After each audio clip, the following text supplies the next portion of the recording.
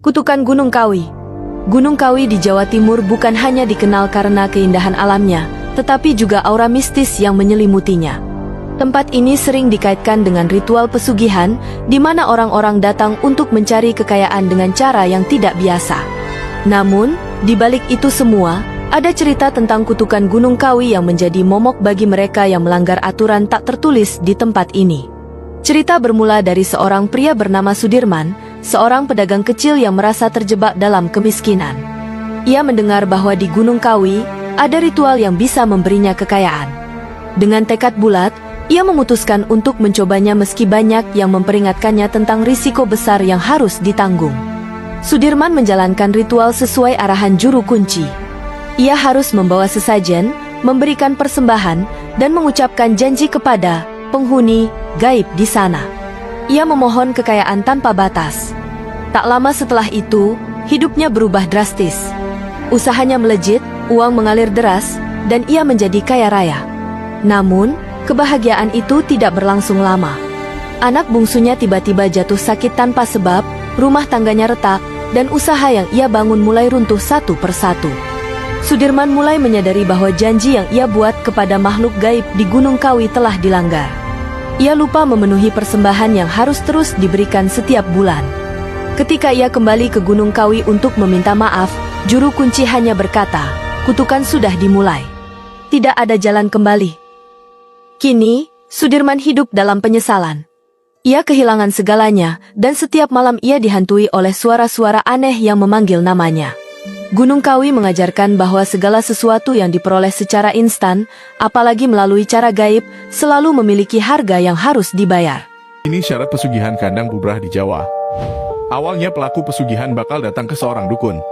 Setelah itu, dukun itu yang bikin perjanjian dengan saya. Saya akan beri dia banyak uang, tapi harus jalankan beberapa ritual.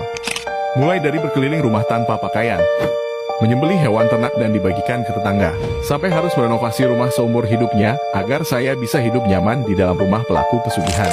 Apabila salah satu ritual gak dilakuin, maka banyak kesialan akan terjadi. Meski kaya raya, pelaku pesugihan kandang bubrah juga harus hidup sederhana. Kalau dia ingin mutusin perjanjian dengan saya, maka pelaku pesugihan bakal jatuh miskin dengan cara tidak terduga hingga nyawanya yang akan jadi taruhan.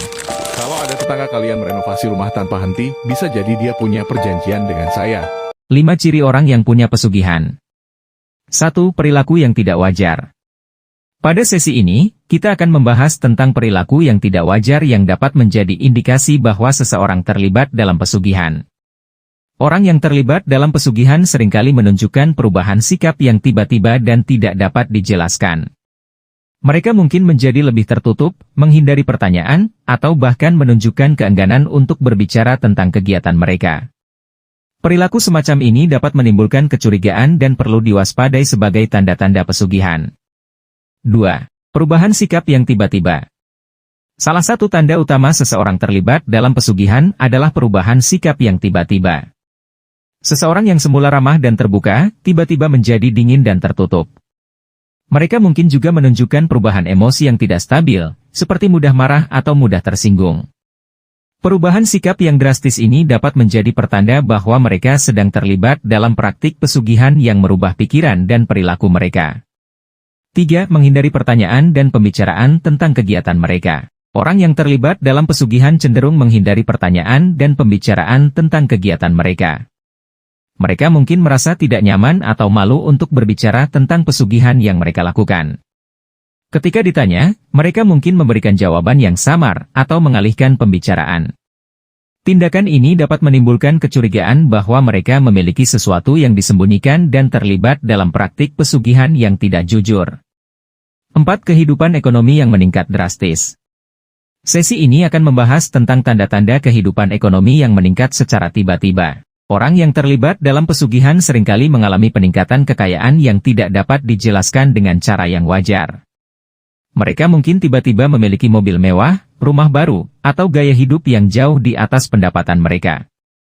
Mengenali tanda-tanda ini dapat membantu kita membedakan antara mereka yang benar-benar berhasil secara finansial dan mereka yang terlibat dalam praktik pesugihan.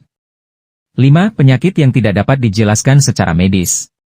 Orang yang terlibat dalam pesugihan mungkin mengalami penyakit yang tidak dapat dijelaskan secara medis. Mereka mungkin memiliki gejala fisik atau kesehatan yang tidak masuk akal dan sulit dipahami oleh dokter atau tenaga medis. Penyakit semacam ini dapat terkait dengan pengaruh negatif atau energi yang tidak seimbang akibat praktik pesugihan yang mereka jalani.